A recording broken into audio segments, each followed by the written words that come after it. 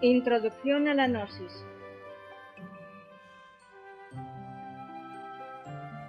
Como quiera que los estudios gnósticos han progresado extraordinariamente en los últimos tiempos, ninguna persona culta caería hoy como antaño en el error simplista de hacer surgir las corrientes gnósticas de alguna exclusiva latitud espiritual.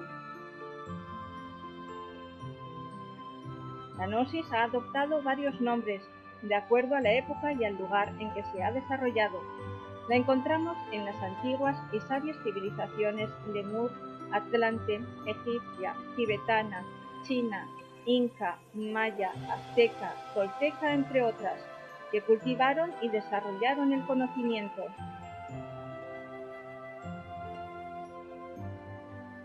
La Gnosis es un funcionalismo muy natural de la conciencia despierta, una filosofía perennis et universalis. La Gnosis es ciencia. El método es el experimento o conocimiento que nos conduce a la vivencia directa. El objeto del estudio de la Gnosis es el universo entero, todo cuanto existe. El método utilizado es la meditación científica y trascendental. Y la utilización de los vehículos internos para lograr la experimentación y la observación directa del objeto del estudio.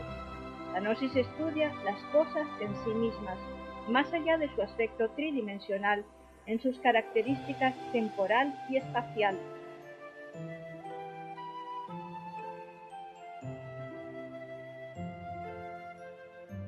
Los códices mexicanos, papiros egipcios, ladrillos asirios, rollos del Mar Muerto, extraños pergaminos, así como templos antiquísimos, sagrados monolitos, viejos jeroglíficos, pirámides, sepulcros milenarios, etc.,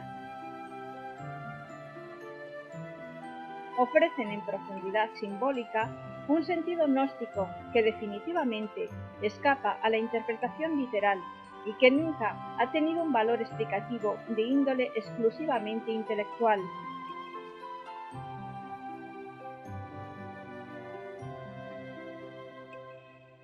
La Gnosis es filosofía.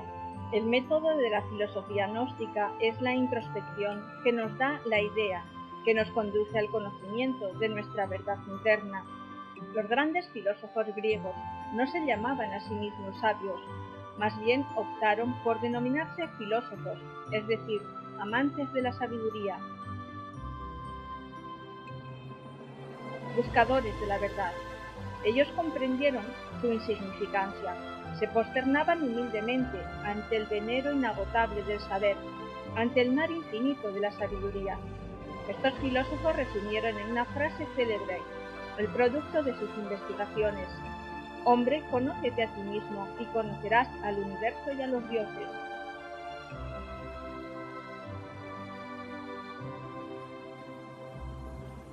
La Gnosis es arte. El método del arte es la búsqueda de la belleza en todas sus manifestaciones y nos conduce a la fuente del amor consciente.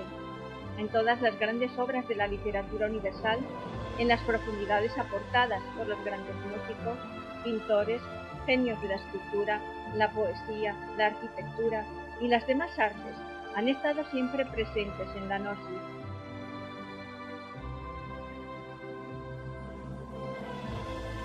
La Gnosis es mística trascendental. La experiencia gnóstica permite al devoto sincero saberse y autorrealizarse íntegramente. Entiéndase por la autorrealización el armonioso desarrollo de todas las infinitas posibilidades humanas.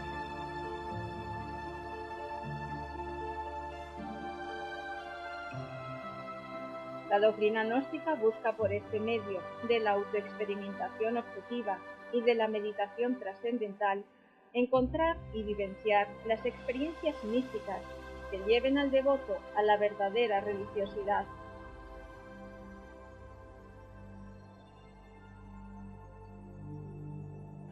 Al dinamismo revelador del ser, a encontrarse consigo mismo. Por la experiencia mística directa y objetiva se debe desarrollar la facultad del corazón tranquilo. A la alta iniciación no se llega con el intelecto, sino con el corazón.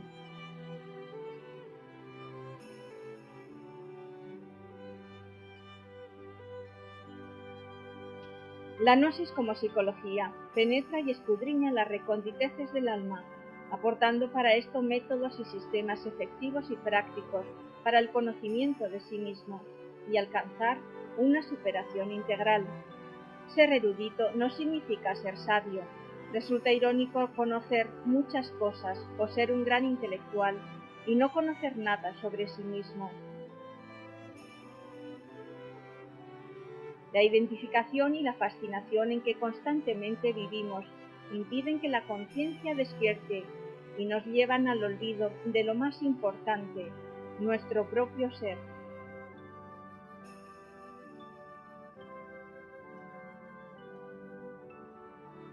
Los principios básicos de la gran sabiduría universal o gnosis son siempre idénticos. Tanto el Buda como Hermes Trismegisto, Quetzalcóatl o Jesús de Nazaret el Gran Kabir entregaron un mensaje y cada uno de estos mensajes contienen idénticos principios de tipo completamente universal. El cuerpo de doctrina que estamos entregando ahora contiene los mismos principios que el Buda Siddhartha Sakyamuni enseñara en secreto a sus discípulos, o los que el Gran Kabir Jesús entregara también en secreto a sus discípulos. Es, repetimos, el mismo cuerpo de doctrina, solo que ahora está siendo entregado en forma revolucionaria y de acuerdo al ritmo vibratorio de la nueva era de Acuario.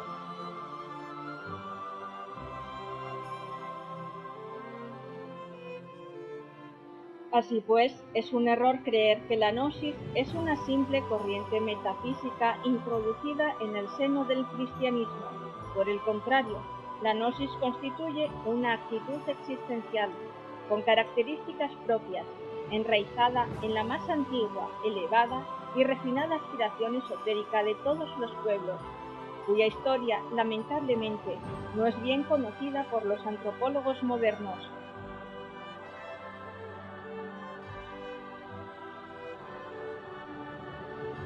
La gnosis es una doctrina síntesis, siendo su origen tan antiguo como el mundo. El objetivo fundamental de la gnosis en estos tiempos es el de formar hombres. Este postulado se afinca en el hecho de que en las actuales condiciones el ser humano es apenas un animal intelectual, lleno de infinitas contradicciones psicológicas.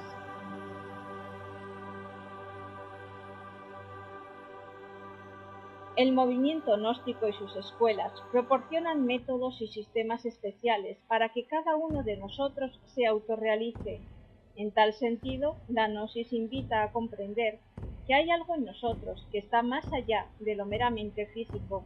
Tenemos un cuerpo de carne y hueso, eso es obvio, y cualquiera acepta esa realidad, pero muy pocos comprenden que tenemos además una particular psicología susceptible de modificación.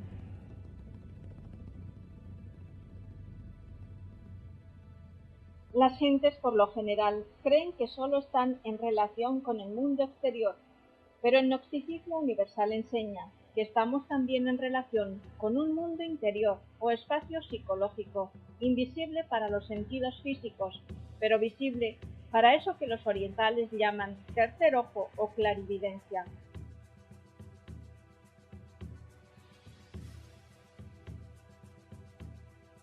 Este mundo interior es mucho más extenso y contiene muchas más cosas interesantes que el entorno físico, hacia el cual siempre estamos asomados, utilizando para ello las ventanas de los 5 sentidos.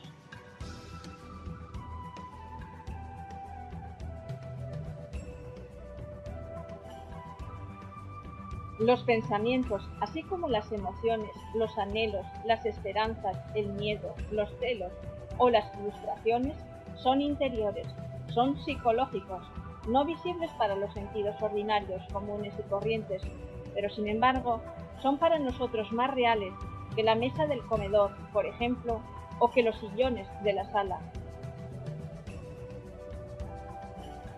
Porque ciertamente nosotros vivimos más en nuestro mundo interior que en el exterior.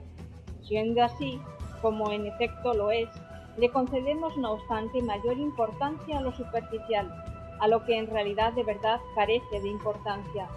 Secuencialmente, vivimos en un mundo que desconocemos, cada cual condicionado por sus propios intereses subjetivos y egoístas, por sus propias pasiones, deseos, preocupaciones, etc., sufriendo mecánicamente sin saber por qué ni para qué.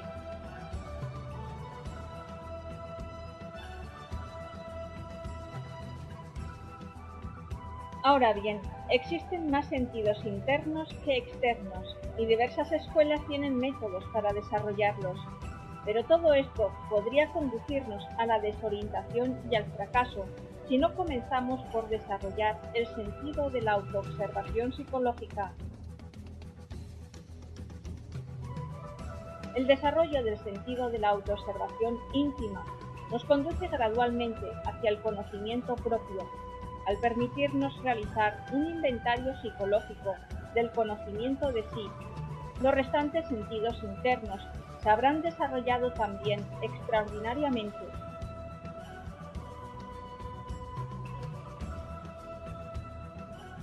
Así pues, autodescubriendo lo que internamente somos y eliminando eso que está dentro de nosotros mismos que nos amarga la vida, resolveremos el enigma de nuestra propia existencia y desarrollaremos todas nuestras posibilidades latentes.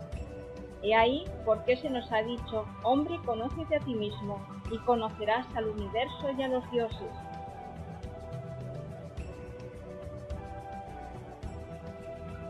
Saber quién se es, de dónde se viene y hacia dónde se va ha sido siempre una aspiración fundamental del hombre. A esa necesidad primordial responde la gnosis. Conseguir el conocimiento integral de sí mismo y del universo, de su destino material y espiritual, es el verdadero objetivo de los estudios gnósticos. Sin embargo, es claro que no podemos acceder a ese conocimiento utilizando los medios intelectuales ordinarios o la simple creencia o teorización. Incuestionablemente, el conocimiento gnóstico escapa siempre a los normales análisis del racionalismo subjetivo. No debemos nunca confundir al intelecto con la conciencia, pues son tan diferentes como la luz de los focos del automóvil con relación a la carretera por donde vamos.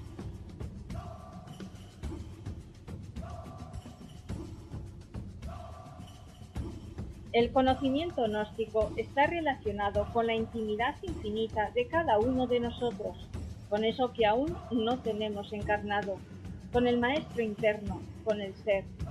La auténtica sabiduría pertenece al ser. El autoconocimiento del ser es un movimiento suprarracional que depende de él, que nada tiene que ver con el intelectualismo.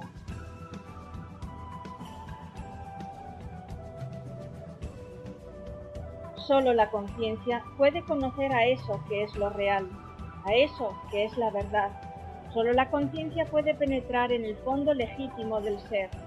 Desgraciadamente, nuestra conciencia duerme, está enfrascada, embutida, embotellada entre millares de agregados, elementos inhumanos o yoes defectos.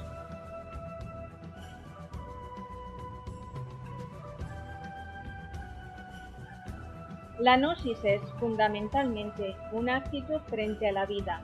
A causa del yo, nuestra actitud frente a la vida suele ser equivocada.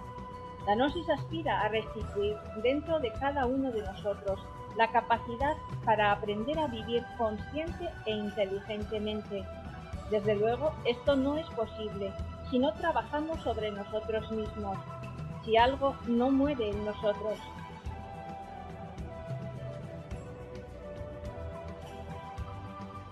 En toda auténtica transformación existe muerte y nacimiento. Cada uno de nosotros lleva en su interior una creación equivocada. Es indispensable destruir lo falso para que surja en verdad una nueva creación. Si el grano no muere, la planta no nace. Necesitamos crear al hombre en y dentro de cada uno de nosotros, aquí y ahora. El verdadero hombre no es el producto de la mecánica evolutiva, ni surge de alguna creencia o teorización. El hombre real nace en nosotros, cuando hemos aniquilado, en base a trabajos conscientes y rectos esfuerzos, todos los factores psicológicos que nos convierten en animales intelectuales.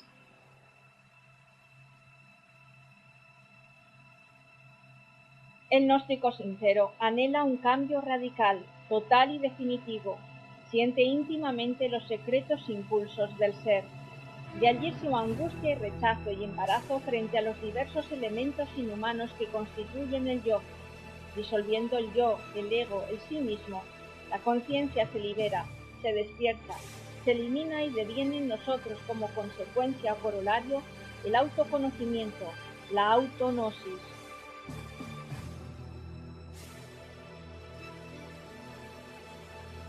La conciencia egoica, es decir, la conciencia embotellada en el ego, se procesa dolorosamente en virtud de su propio condicionamiento.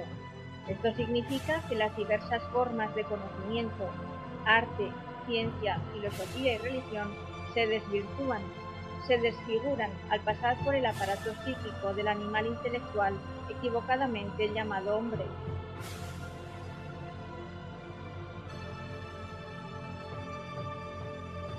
La legítima revelación tiene sus basamentos irrefutables e irrebatibles en la autognosis. La revelación gnóstica es siempre inmediata, directa, intuitiva. Excluye radicalmente las operaciones intelectuales de tipo subjetivo. Nada tiene que ver con la experiencia y ensamble de datos fundamentalmente sensoriales.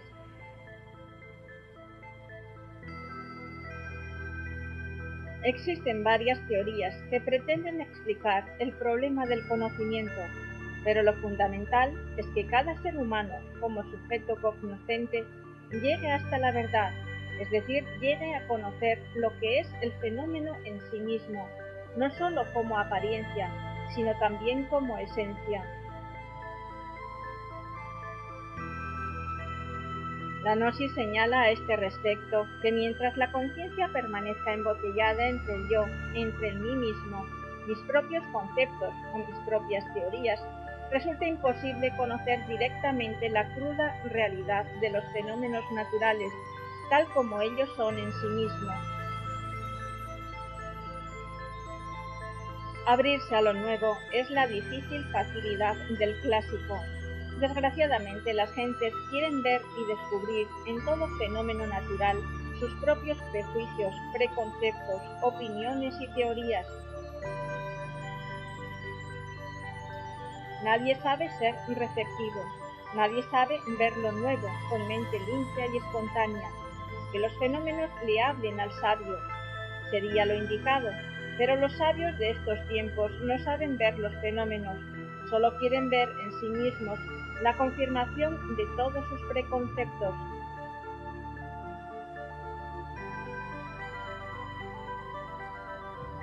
Cuando exclusivamente vemos en los fenómenos de la naturaleza nuestros propios conceptos, no estamos viendo los fenómenos, sino los conceptos. Los fenómenos naturales en modo alguno coinciden exactamente con los conceptos formulados por la mente. La vida se desenvuelve de instante en instante, y cuando la capturamos para analizarla, la matamos. Dicho de otra forma, cuando intentamos inferir conceptos al observar tal o cual fenómeno natural, de hecho, dejamos de percibir la realidad del fenómeno y solo vemos en el mismo el reflejo de nuestras teorías y conceptos rancios, que en modo alguno tienen nada que ver con el hecho observado.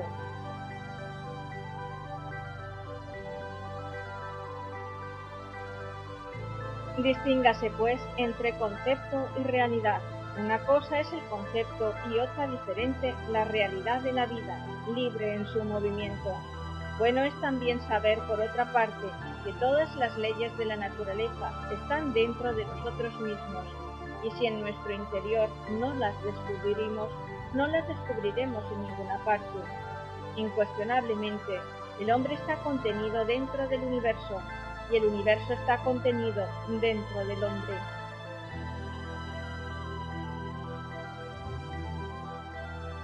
Lo real es aquello que uno experimenta dentro de sí mismo. Solo la conciencia puede experimentar la realidad. El lenguaje de la conciencia es simbólico, íntimo, profundamente significativo, y solo los hombres despiertos lo pueden comprender.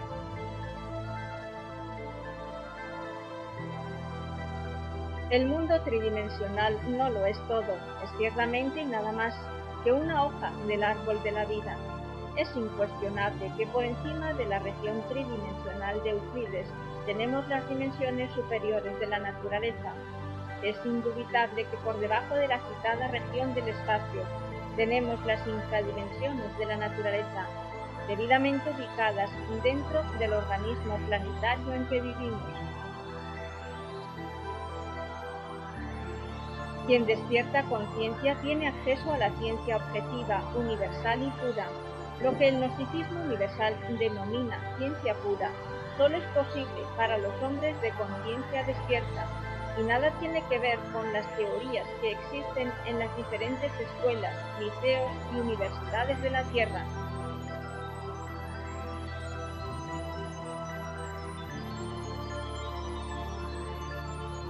Así pues, cuando hablamos de la ciencia gnóstica o ciencia objetiva del ser, pensamos en la que está expresada, por ejemplo, en el calendario azteca o piedra solar, o pensamos en las naves cósmicas de tipo tetradimensional utilizadas por las humanidades de otros mundos. Pensamos también en la ciencia pura de los alquimistas medievales.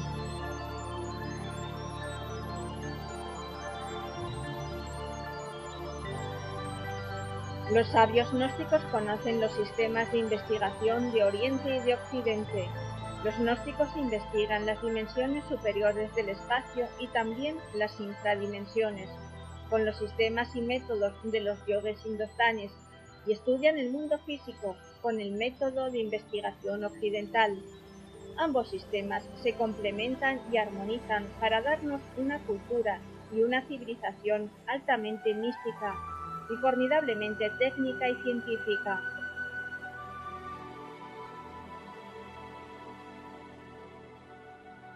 Realmente, como filosofía, la gnosis es un funcionalismo de la conciencia y brota de diversas latitudes. Quienes piensan que únicamente tienen origen en Persia o en Irak o en Palestina o en Europa medieval están equivocados. La filosofía gnóstica se encuentra en cualquier